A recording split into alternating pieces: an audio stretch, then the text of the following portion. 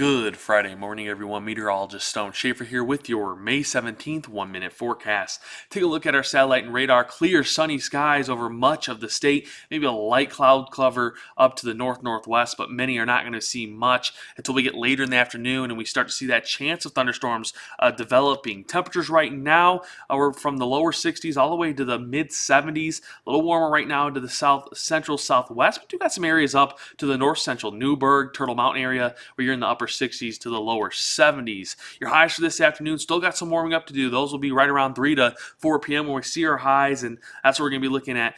70s, 80s, especially down to the south central and the central portions of the state, even the southwest. Wouldn't surprise me if we see more at 80s by the afternoon. Now, SPC has given us this slight risk of severe weather throughout much of the south up towards the Devil's Lake region, even maybe getting closer to Grand Forks, and then this marginal risk around it out at Grand Forks and Fargo, even just south of Minot, has moved a little bit east. That marginal risk, we'll keep an eye on it. Some of the models have suggested this might have a northerly shift, especially towards that northeast corner of the state, so that may change us up a little bit, but obviously the biggest area of highlight is definitely Devil's Lake down to the south.